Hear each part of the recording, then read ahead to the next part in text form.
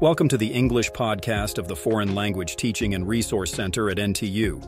I'm your host, Scott, delving into the annals of literary history and unearthing the tales of words lost to time.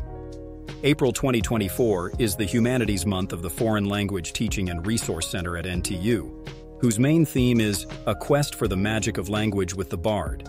You may probably know that the Bard refers to William Shakespeare, who is one of the greatest writers in the English language.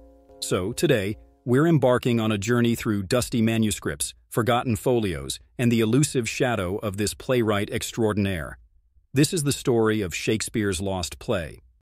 Listeners, let us transport you back to 1953. A man named Solomon Pottesman, affectionately known in literary circles as Inky, unwrapped what he assumed was an ordinary manuscript. Inside Certaine sermons, published long ago in 1637, lay 2 tattered leaves, a casual inventory from an Elizabethan stationery shop. Amongst the list, 2 titles stood out like a beacon: Love's Labours Lost, Love's Labours Won. The first is a title familiar to anyone with a passing acquaintance with the Bard. But the latter? That's where our mystery unfolds. Not a single scholar or thespian can claim to have laid eyes on it. Yes, Love's Labours Won is a spectral spectre, a work shrouded in the enigmatic fog of history. Flashback to 1616. Shakespeare, in supposedly perfect health, signs his last will, leaving the world a mere month later.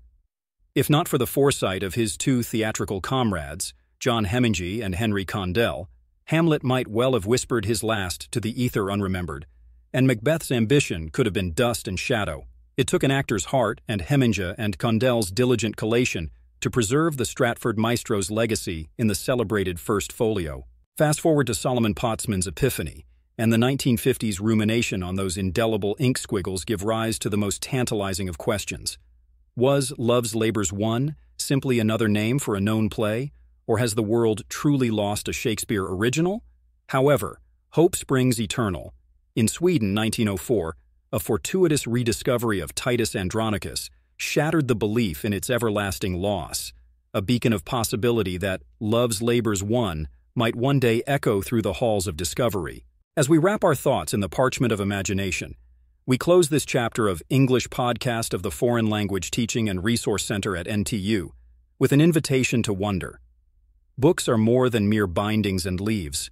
They're capsules of time, trapped essences of minds long gone. For a master as beloved as Shakespeare, each lost play is a star washed away from our literary constellations. Who knows? Perhaps one day, a stroke of serendipity will grace the stage, curtains will unfurl, and the lost sequel to Love's Labours Lost will find its way home.